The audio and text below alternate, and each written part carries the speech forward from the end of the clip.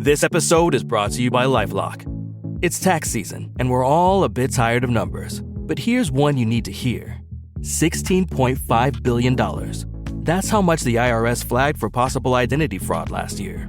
Now here's a good number. 100 million. That's how many data points LifeLock monitors every second. If your identity is stolen, they'll fix it. Guaranteed. Save up to 40% your first year at LifeLock.com/podcast. Terms apply. Showing that they accept themselves, they like themselves, not because they're perfect, showing their human sides and being real. So I always remind parents that I think teens and kids respond more to what the parents are doing than just what they're saying. So it's really the modeling of your behavior is the first step.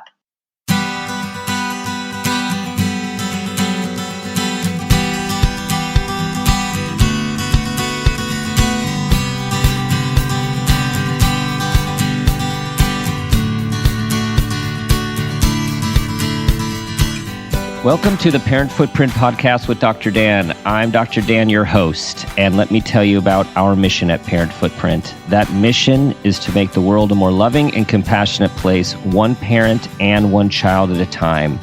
We believe the key to raising happy, healthy, and engaged kids is for parents to seek the same in their own lives: happiness, health, and engagement. We believe that awareness is the foundation for your vision of successful parenting, and with increased awareness and intention, we can be purposeful about leaving a healthy footprint on our children. Today's show is called The Real You: How Parents Can Help Their Teenagers Develop Authenticity. And to tell us about this is our guest, Sarah Andersen. Sarah is a certified personal development and life coach for teen girls and young women. She lives in San Diego and coaches girls all over the country. She's certified through Teen Wisdom Life Coaching, the Institute for Integrated Nutrition, and the Dr. Sears Wellness Institute. Sarah is also the founder of The Real Girl Lifestyle, where she works with girls one-on-one, leads small groups, and speaks nationally about girl empowerment. In her coaching sessions, Sarah focuses on developing teen strengths and using creative tools and strategies to help them face challenges and obstacles with confidence. And finally, Sarah is also the director of the Graced by Grit Foundation, which provides opportunities for girls to discover and develop their grit through empowerment events and a student athlete scholarship fund. Awesome. Sarah, welcome to the show. Thank you. It's always funny hearing your bio as you sit here. It's like, it isn't it? Yeah. That's me. Yeah. What, I do all that? Wow. I know. That sounds really awesome. Yeah. And I want everyone to know, because Sarah and I were just talking before the show, even though a lot of her work is focused on girls, everything we talk about this show is also about empowering teenagers as well. So for those of you who have sons, listen up. You're going to learn something here too. Okay, so why don't we start with Sarah? Tell us about your journey to this work and this, what seems to be a life passion for you. Yes.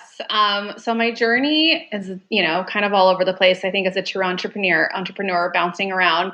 I always, in my heart, knew that I'm an Enneagram type 2, so I'm a helper. And I coached sports when I was right out of college, and I loved coaching teenage girls in athletics. And what I realized when I was coaching is, even though I was teaching them skills, basketball, soccer, what they really were coming to me for was mentorship and to tell me about their life. And it seemed like they didn't have anyone to actually talk to, not saying their parents weren't there, but I think, as we all know, when you become a teenager, your parents aren't always your first go-to because you're trying to become more independent and you don't want to tell them everything. So I realized in my sports coaching that I was spending half the time really what is now called life coaching these girls. So I kind of took that gut intuition and found a program that specialized in teenagers. It's actually a program here in San Diego called Teen Wisdom, and started my certification there. And that led me to different certifications and moving across the country and developing kind of my own brand. And that was 10 years ago. So through the last 10 years, I've consistently had one-on-one clients, and now I speak more in group programs. I also, like you mentioned, started a foundation, which one of my passions with girls or teens in general is the concept of grit and based on positive psychology. So that is a nonprofit I started about 2 years ago. Nice. So over my whole journey, like you said, it's become a life passion that everything that I teach girls is something that I'm always doing for myself, which I love about your podcast, how it starts with the parents. And I kind of see that same thing with me starting as the coach. Mm-hmm. So my life journey is also, the same journey that the teens go on. And you know what I was really drawn to in your work is the whole idea of authenticity. When I think about one of my personal pillars, something that I aspire to and focus on day in, day out, is to be authentic. And be like aligned with what my beliefs are and be aware of my beliefs and have the courage to speak them. Even though we're always, we often have so much social cultural pressures to how we are to be and what do we say and what do we not say. And so again, I just was really drawn to this concept. And so why don't you help us understand from your perspective what authenticity means? So I always teach girls, it's self-authenticity. And I think that's really a personal awareness. And I know you talk a lot about self-awareness, so that's really the foundation of authenticity. And to me, I think our authenticity can really be experienced only within our core. And that's like the inner core feelings. So it's your most genuine self, your original self. And most importantly, our authentic selves are always developing. It's not, I think, something you arrive at. It's something that you're creating, which is the whole point of this podcast, teaching parents and teens how to develop that and why it's so important. So that's kind of how I would define authenticity. And I like the idea of it's creating, right? Mm-hmm. It's not a there. Like you're Exactly. not there. It's yeah. So how do you describe the process of becoming authentic? Yeah. So I think all of us can look back, as adults and parents, our whole life is the process of becoming authentic. Our authentic selves, where you kind of reach a point where we're comfortable with who we are. We've taken off that mask, like you said, that society sometimes we don't even know we're wearing in different situations around different people. And we start to focus on, do I like me versus do they like me? Of course, I think what prevents the authenticity experience is, like you mentioned, people's judgments, our own fears and doubts, rejection, and talk about being a teenager. That's what their whole life is about right now, is they would rather fit in and not be their authentic selves than risk being rejected. So that's why I think authenticity as a teen is so important for parents to understand what they're going through and how to support their teen in becoming their most authentic self during their teenage years, which that will evolve, as their life goes forward. And how do you think, so that struggle, I know from my studies and my experience, personal and professional, the becoming, the identity formation of adolescence, it is the inherent struggle of who am I, where do I fit, do I care more about what I think or you think? How do you find from your growing, like how different is it nowadays with our complex world with social media and the like, this idea becoming authentic? Easier, harder, the same? I think it's probably harder. I don't like to use the victim mentality that this day it's harder to be a teen. I really try to focus on empowerment and the positives and all the other opportunities we have. But I do think because of the access to social media and just the pace that our teenagers are growing at, they're exposed to so much more of, that not enoughness, which I think really inhibits your authenticity. So if they're, the comparison and with whether that's online or just the pressures from school academically, I think that makes teenagers feel that their true self isn't enough. And like you said, the identity aspect of a teenager, it's really the adolescent time is to have your identity start to form. So parents need to remember that a lot of parents will tell me, I just want her to, be her true self. And I remind parents that your daughter's probably struggling to figure out who she is, because this is the identity formation, what she stands for, what's important to her, and all the major influences with mixed messages coming from her at every direction. She's likely to feel insecure and confused about her place in the world. So that's why, again, you said creating. I think the teenage years the parents need to hold that space for their teens to explore what it means to be their authentic self, and really model that and share their own journey with when they really came to feel comfortable in their own skin as a teen and as an adult. But some parents really fall into the trap of, as the teenager starts to change and they see, oh, that used to be my baby girl and now she's becoming someone that I don't know. That's actually a healthy part of the adolescence growth. And that, I think, is where the authenticity challenge comes in if a teen doesn't, or if a parent doesn't necessarily agree with how the teen is developing and creating their own identity and image. Yeah, and as a parent of three teens and one who is just in a few weeks is transitioning out of teenhood into 20s. It's exciting. I know it takes a lot of courage. I'm thinking all the way around. Courage for teenagers to become. It takes a lot of courage, and then also for parents to give enough space for that becoming to happen, because it can look pretty clunky and worrisome, and is often out of our parental control. Correct. Yes, I love the idea of courage, and I also use the word curious a lot with parents. So instead of projecting judgment or disapproval as your daughter or son is trying on different personalities and groups and things that they're interested in, I encourage parents to stay curious and ask questions, try to understand their perspective and what they're feeling. I think authenticity really goes back to, how do you feel when you're doing something or when you're with that person? And that's that gut feeling of, this feels right in my inner core. That's, I think, how teens can tap into, this is where I want to be, or this feels right to me. So that, to your point, curiosity and courage are great things to remember as a parent.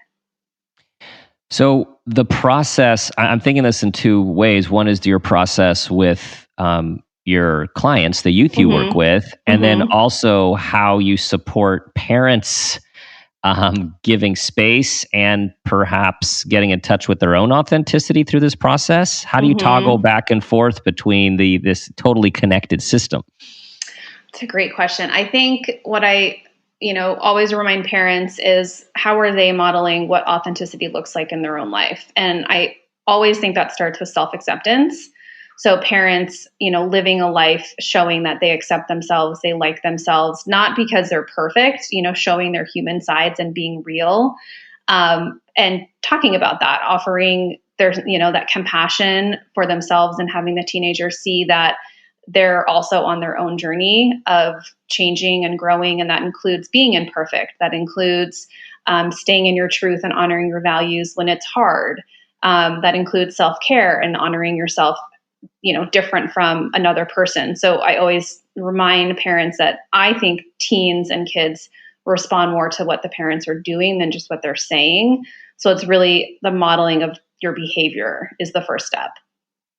Exactly. And that's so aligned with Parent Footprint. Like, that's spot on. Exactly. And everyone listening, we didn't even discuss that, but like that, Sarah, like I so appreciate what you just said. And for parents listening, it can be overwhelming. Like, we want this to be hopeful. I know sometimes it feels overwhelming because parents are, quick to look at all of their own deficiencies, which is, the opposite of what we're talking about with authenticity. It's like, we want everyone to accept honestly, authentically who we are, even if we want to make changes. Part of making changes is owning and accepting who we are in the present moment. So we want, and knowing that when our kids feel like things feel out of control, is the only thing we generally can control most of the time is ourself and our own behavior. And if we are modeling this anti-perfection, which we'll talk about shortly, if we are modeling self-acceptance, if we are modeling laughing at ourselves, we're modeling how to handle failure, like, you are teaching through that action and behavior and sharing versus the lecturing, which usually doesn't work anyways. Absolutely. And I think what I see with some of my clients when I've gotten to know the parents, and then how that reflects on, their daughter that I'm working with, is the parents that also are open with me to come to the table and say, hey, I need help. I don't know what to do in this situation. I've never been through this. Or when I was a teen, I did the opposite. I don't understand. I was an athlete. My daughter's now in theater. That is authenticity, right? Like that, those parents who are open to saying that, they need direction and they're looking for coaching are the ones that their daughters and their kids feel like they have that space to figure out who they are. Mm-hmm. And that's the difference. Again, the parents who kind of show up and have this attachment to what they want their daughter or kid to be because that's what they are. Those are the kids that I see stuck because inside they're wanting to explore and they have this innate, teenage, I want to be more independent. I want to figure out who I am, but they have a parent who's not really open to that, or that's not how the parent's living their life. The parent's more concerned with, that's not what we do in this family. That's not what society wants. This is, kind of more rigid. And those, I think, are the teens that end up wearing that mask or becoming, the imposter syndrome that we're all hearing about a lot. And that's what I really coach these girls on is, it's okay to have a different opinion than your parents, but it's harder if the parents aren't open to that as much. So again, as parents, like you said, it's not about beating yourself up or thinking you're a bad parent because your child isn't, being their real self. It all starts with you allowing and creating that space for them to explore that. Mm-hmm. And so for the parent listening who thinking,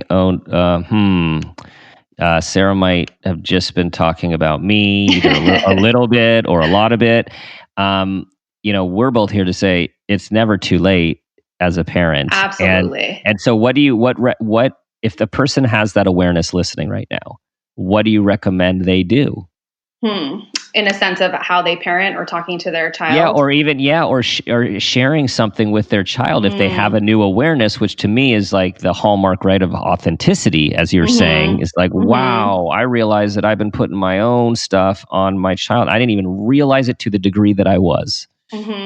Absolutely. I think, and you have so many great resources on this, is understanding developmentally where the teen is as far as, adolescence is the time that they're trying to become their own person for the first time. As an adult, we can look back and be like, oh yeah, that was the time I learned about myself. Oh, that time. Teens are in that first time, right? They're in the process. So previously your daughter or son has been a product of you. They have your tastes, your preferences, your opinions. And so it's normal for adolescents to resist, that from you because they're identifying with developing their own identity. So remember first that it's not about you as a parent. It's more about your teenagers need to separate from you and become her own entity. So again, self-awareness, if that is a parent and you realize, oh my gosh, I am pushing all these things on my kid, step one is to realize that that's actually inhibiting her development to naturally, figure out who she is. So even though it's going to require a lot of biting your tongue and being a better listener, and I love what you said on a podcast of the age of your teen is how much time you have to talk to them, continuing to learn that you are going to be on this journey with them and you can talk to your teen, hey, how can I best support you in becoming your real self? And asking them questions, again, the curiosity.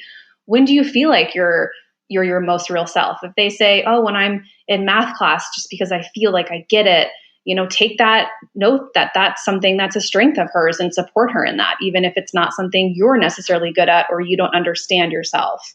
So it's, again, the parent separating that your child is your child, but it's not yours to control or to, make into something that you want them to be.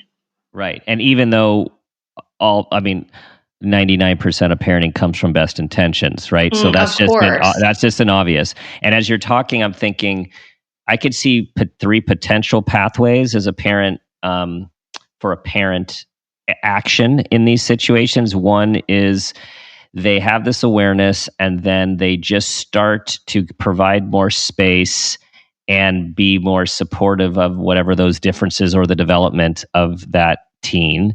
So it's more of like a quiet support and shift. Love that. A second one could be that, as you said just recently, that asking questions about, hey, I was wondering, where do you feel your best and what do you like the most and who do you feel the best around and what do you like most about yourself? Like there's the questions to elicit that insight and awareness.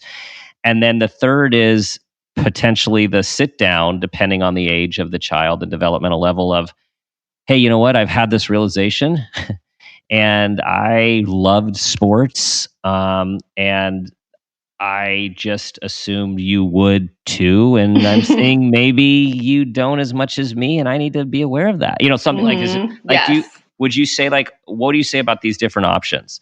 I love those. And I think, like you said, dependent on the age of your teen and their communication style. I've read at some teens who parents have this authoritative, like, we're going to sit down and we're going to talk about this, that may make them like shut down. So it's using the three options you provided and seeing which one fits best with your teenager, with how you know them.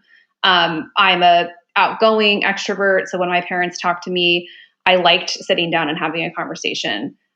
Maybe them giving me space would have been good too, but I need to communicate and talk and hear them, share their ideas and make sure that they listen to me. So this is another opportunity to learn about your, teenager, to see, as you guys are developing this process to create authenticity, what does that look like for each teenager, depending on their own personality. Nice. And ask them, right? Yeah. What would you prefer? Here are the three options. I'm, like you said, every parent here is so well-intentioned and comes from such a great place. And I know that's the most frustrating part, is you don't really get all the results that you're looking for when you're, you truly are coming from a heart space. And so a lot of times we have to remember that, it's not always going to look perfect sitting down and having this great conversation and your daughter's, oh, this is where I feel great. It's not always going to be exactly how you plan in your head, but at least provide the opportunity for them to have a choice. Yes, it's that opportunity, and that just trying to make it as comfortable as possible without any expectations, because you also talked about you being an extrovert, so you welcomed more of the conversations. And I know there are also many kids who are more introverted or don't feel comfortable with those conversations. It's like running away like a cat getting a bath is like, Exactly. And so it does depend on your child. And I think what I have found is it's not as, yes, we want to have this totally successful, impactful conversation, but just that you're showing that you care enough to have it, even if it's a little squirmy and it goes short, is something, right? It's providing the opportunity. Yes. And you have to remember too, a teenager, we typically don't get the, oh, mom and dad, thank you so much for sitting me down and providing me this opportunity. Right. So lower the expectation. If you do this, they may still roll their eyes and be like, you're so annoying, I don't even know, but they are listening, right? Like, you don't know what they will take from that when they go back to school, and that you're planting that seed. And so that's the important part, to not see it as a conversation as an adult to adult where you're going to come out with this awesome outcome. Still remember that, they're a teenager.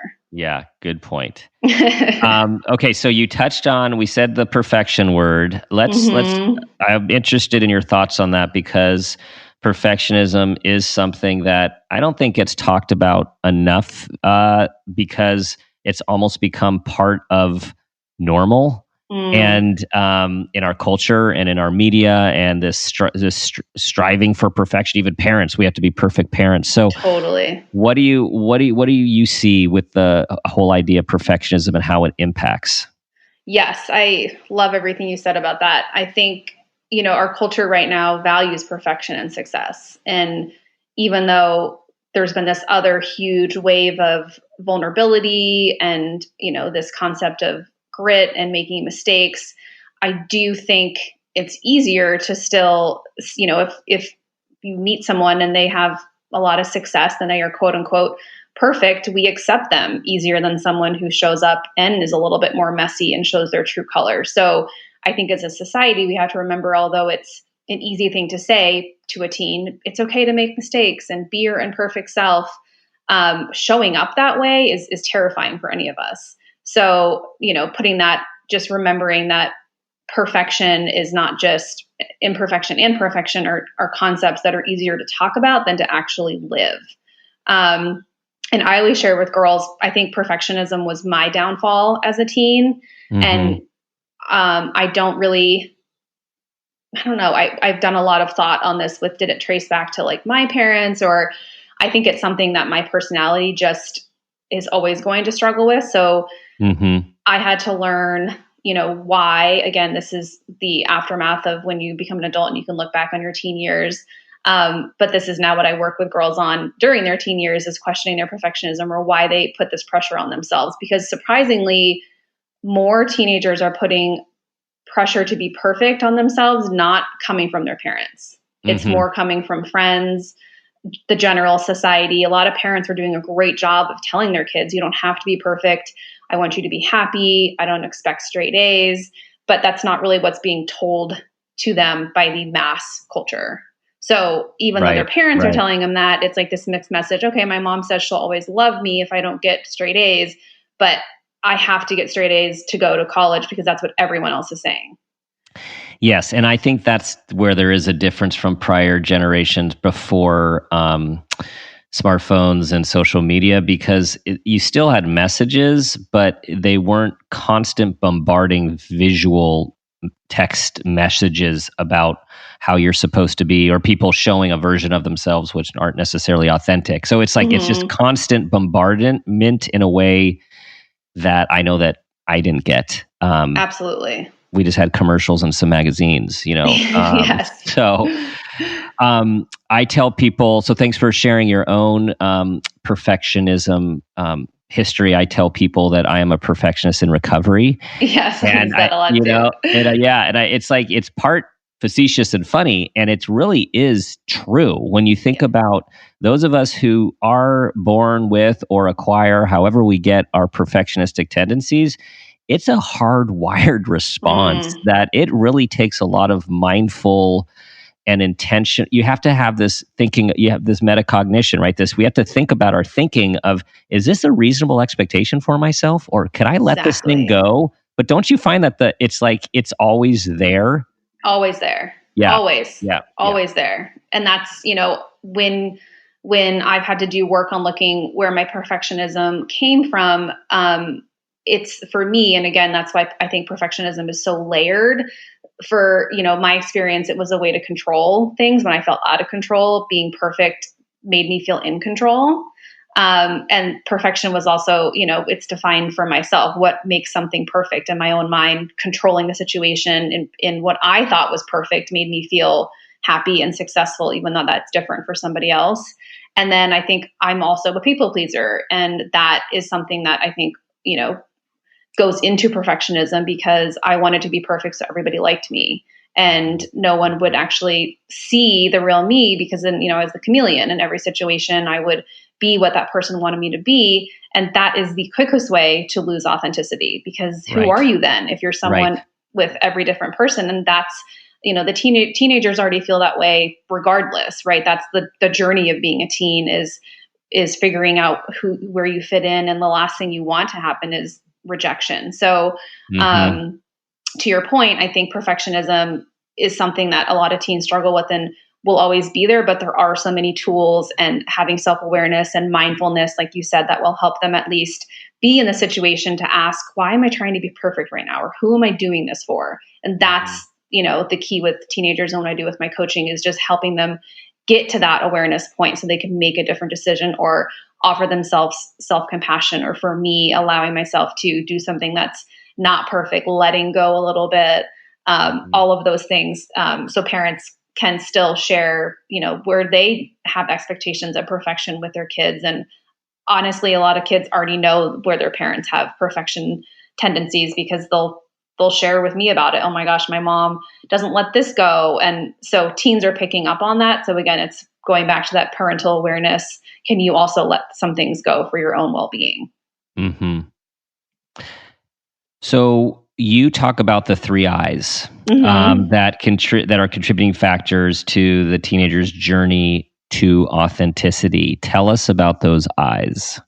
So this is something that a fellow coach and I created, and I think, anything that parents can remember that's easy. Okay, those 3 I's. Is this where we're at with the teen is great. So just a little coaching tool. When you need some context for your daughter's confusing her behavior, just remember that my saying is adolescent equals the letter I. So the first I, which we've kind of touched upon, is independence. So the teenage years are all about them becoming independent. And that can look, very different for each teen, but freedom and independence are so significant for teens. And so that's the time that they will start to discover who they are in their authentic self, right? So you have to allow your teen to discover their independence with responsibility, right? It's not saying that they just become this independent person and have no rules or consequences, but it's allowing that space for them to, hang out with that group of friends that they want to and see what happens. To talk to you about, hey, I'm going to have my room. Like, I don't want you in my space, like stay out of my business. All my friends are going, I should be able to go. Know that all of these statements are your teen's way of fighting for their independence, which is what they should be doing because you want your teen to be becoming more independent. So with that independence, like I said, they get to have that space to be with themselves and maybe learn that they like something different from you as a parent or something different from the family. And I'm not saying that they're, doing something bad or not honoring the family values. This is more positive things that they realize, oh, this is something I really like that I haven't been exposed to because my family doesn't really do that. So the independence is, something to encourage and know it's going to be a push and a pull that your teen will want independence and then come running back and want to be dependent on you. Right. So, hold the space to have them explore and know that, again, it's that push and pull that they still need you to be there for them. And sometimes they tested their independence and it blew up in their face and they need you to, reassure them and be that parent to help them go out and be independent again. So it's your job as a parent, to remind them that being independent does come with ups and downs. It doesn't mean it's all going to be perfect. And you're going to be there for them as like their landing base to then have them go out into the world again to try. So that is independence, everyone. The push and pull, which is so true. It is a push and pull. And yeah, go away, come closer, leave me alone. Can you give me a ride? Like all of that is all in there. Yes. Yeah. Yes. And a lot of it, as a teen, you may realize some of the stuff they're trying to be independent of is the things that you do as a parent. So they'll be like, I'm independent and I don't like your music. It's stupid. And, just realize again, that's not personal to you as they're finding their independence. That's just the way that they're expressing it. And again, each parent will have their own rules with how their kids talk to them. I'm not, a proponent of disrespecting the parents, but just take that second to realize this isn't about you. This is about them really pushing their independence to make sure that that they don't need you, even though they do. Exactly. And everyone knows it. They just don't want to admit it. Okay. Yes, exactly. So that's independence. What's the next? Yeah. So the next one is individuation. So again, going into, I always ask parents, do you ever feel like your daughter hates something simply because you like it? Does your teenager constantly disagree with you, roll their eyes at you, call out your mistakes? That is, part of them becoming their own individual. And they want to be different from you. And the hardest part, again, kind of going to what I touched on in independence, is the hardest part for parents is not taking this behavior personally.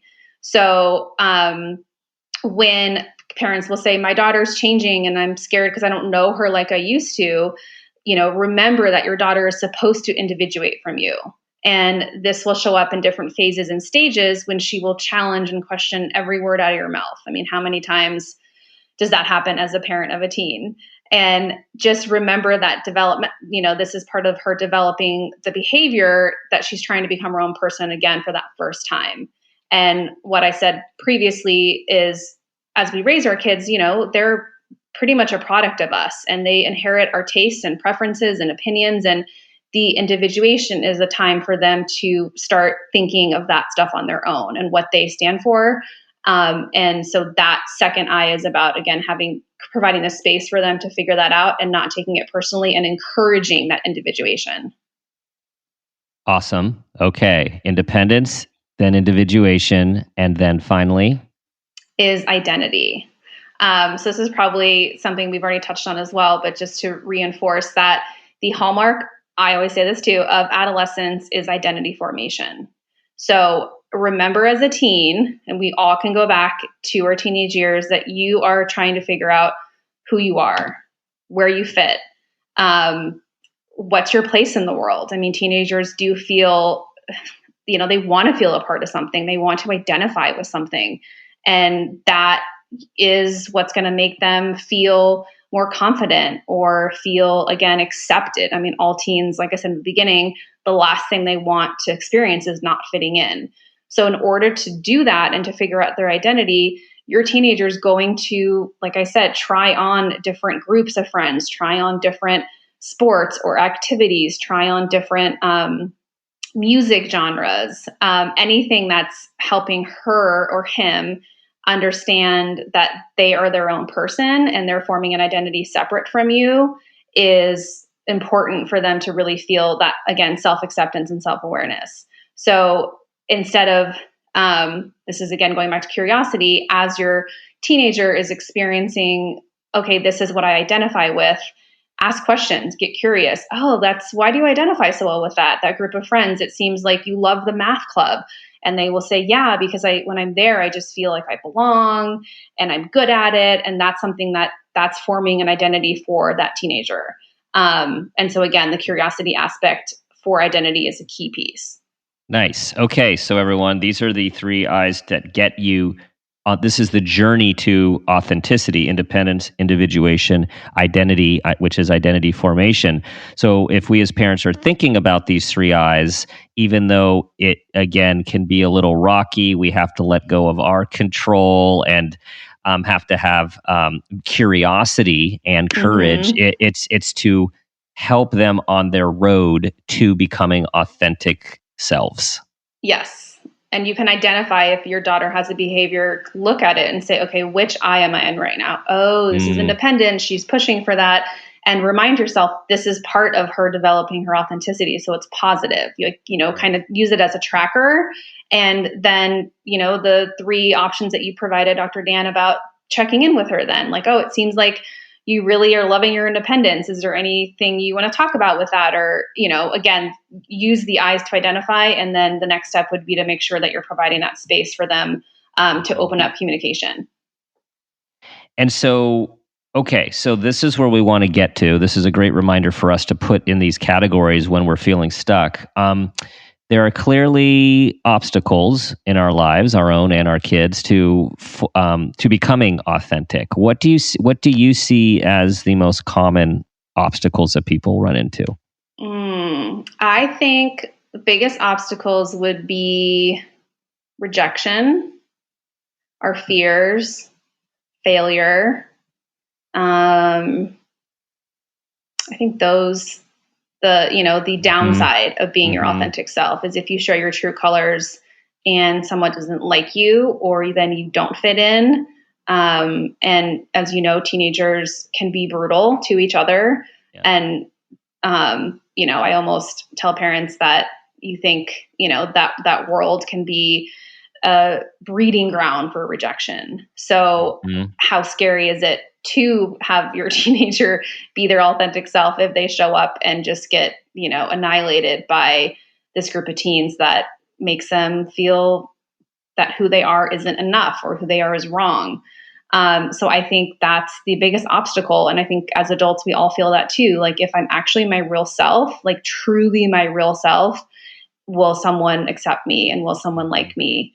That doesn't go away, whether you're a teenager or an adult. But as an adult, I think we're a little bit more okay with saying, I'm okay with you not accepting me because I accept me and I know who I am now. As a teenager, that is something that you will never hear come out of their mouth. Right. They are not there yet. So That is a tough one. But I think the obstacles, talking about the obstacles and being open, that of course, validating that it is so scary to be yourself because of the rejection or if someone doesn't like you, being open about that and talking to your teen about your own fears and times you've been rejected, and then encouraging them that, rejections, you can combat that with your self-acceptance and being okay with who you are and knowing that, again, it's not about being perfect and not everyone is going to like you. And if your group of friends does judge you or reject you, then, they're really not your friends in the first place. And that's easier said than done. But teens really need a lot of compassion and comfort with the obstacle piece, because that's what they live every day. Like, they live in fear of not fitting in. Mm-hmm. And this just made me think about, you made me think about this guided meditation that I had done in the past. And it was about finding a vulnerable time in your childhood or adolescence, and then have your adult self go back. And what would you say to that young version of you in Love those that. vulnerable moments? And it was fascinating. And I'm thinking about, for parents, what do you think about parents? Like, imagine you could tell yourself, with the wisdom you have now about what you know about yourself, what could you have told yourself when you were young, a teenager, and confused and struggling? And how can they use that to have those similar types of conversations with their kids, or at least hold that space with their kids, even if they're not saying all the words?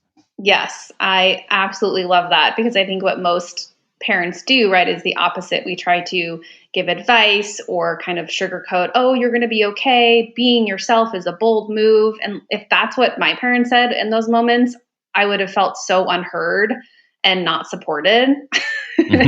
So Right. yes, to your point, that's a great exercise, is what did you need to hear in one of those vulnerable moments where you just felt as a teen like so alone, and that no one really likes you or knows you. And even clients that I have that are quote unquote the most popular girls in school, even though that's their outer, external image, like, they have these same fears and doubts. So don't just because your teen does have a lot of friends, overlook that they're not going to have these moments where, to your point, ask yourself what you would have told your teenage self in that moment. Yes. Okay, Sarah, it is time now for the parent footprint moment question. Okay. I feel like it's like the game show. It's like the big question. Double it's Jeopardy. The bonus. It's the bonus. This is it. Or the bonus round. Palm sweating. Yes, light is on you. Okay, you can do this. You got this. Thank okay. you. So tell us about a time when you became aware of yourself as an individual, a parent, or an awareness of your parents, and this new awareness had a positive impact on your life. Okay, so I'm going to use my parents as an example, because I don't have kids yet, so I'm not yet a parent, even though I always tell everyone I feel like I have hundreds of kids because of all my teenage clients that I, care for so deeply. But I think a moment with my parents, and I believe that all of us kind of feel this way when we get older and see our parents as more human, and that they didn't have a rule book and they just did the best that they could, is I had a moment with my dad, and my dad and I had a really good relationship growing up, but he was very type A. And I think a lot of my perfection tendencies were came from that. He had really high expectations for me. And that, is something that I've had to, look at, that he was just wanting the best for me, even though it came across that he was very demanding. And I remember us having a conversation, and I kind of told him this, that, there was a lot of times that I just felt so much pressure from you, and for him to take a step back as a parent, that now that I was an adult, and share with me that, parents only know what they've also been modeled from their parents. And so he shared with me that his parents didn't expect anything of him, which, when you're a teenager, you don't really see your parent as a person that had their own life. Right. So I was like, really? And he said, yeah, my parents just like kind of gave up on me and didn't expect me to do anything. And I didn't have someone pushing me or guiding me. And so when I became a parent, not even really knowing, he said, that's really what I did. I didn't want you to have that same experience of how I felt, that my parents just didn't care. But the cool part is, he said, maybe parents can admit that, they weren't perfect either. So he said, I probably did push you too hard, but just know that all I ever wanted for you was for you to be happy. And that was such a big moment in my life because I never understood that it was like his deeper meaning was just for me to be happy. I thought it was more to achieve and succeed and for him to be proud of me. And he was like, no, all I want is your happiness. And that, again, was just this like aha moment of, oh my gosh, like I never really realized that. And now looking back, I have so much more compassion for my childhood and my teenage, experience. And I can actually look back and relate. Okay, I think that he did just want me to be happy there. It doesn't mean he didn't over push me and expect things, but his ultimate, goal, or for all of his kids, what he really wanted was just our happiness. And that is something that I now use with my parents, or my parents that I coach, that ultimately why they seek out coaching for their daughter, everything that they want her, it's because they want her to be happy, hands down. Yep. Thank you. That's a wonderful awareness, and how it just, when we have these awarenesses, and because your dad was able to share with you, how it just puts a different lens on your experiences, right? And you were able to shift. Yes. Your experiences were still your experiences, but you could see them in a different light. Yes. And again, I think that's part of the healing journey, is the perspective shifts from maybe some of the, anger or, things we hold on to our parents that I wish they weren't this way. And when you get that insight, you're like, oh, okay, that actually can help me move on from this and see it as, a positive or the silver lining. And so I always remind parents that the teenage years aren't where a lot of those silver linings happen. You have to wait until in the 20s, typically, where a teen will be like, hey, Dad, remember that one time you yelled at me? I actually, so that's why reflection and, like you said, perspective is so important for teens to look back on. Yeah. Well, thank you. Thank you for sharing. Thank you for sharing your work, which is so important. It's such important work. Tell everyone where they can continue to follow you and your work.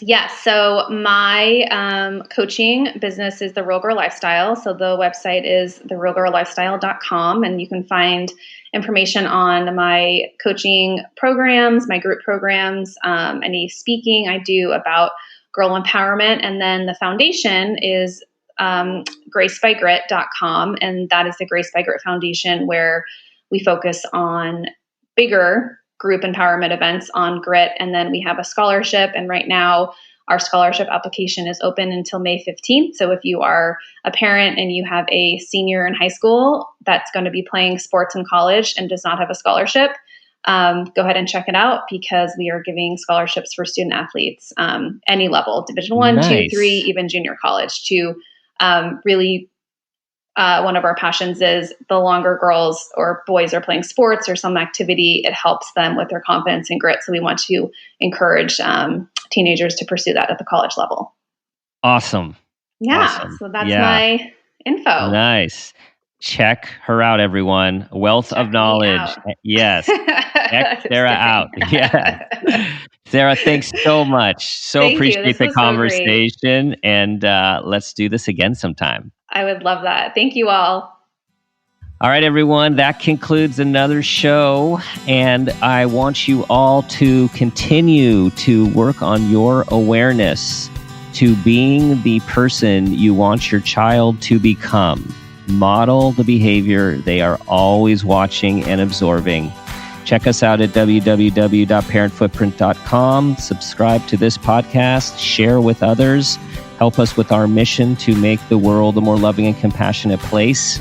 And as always, ask yourself this guiding question: what footprint do you want to leave?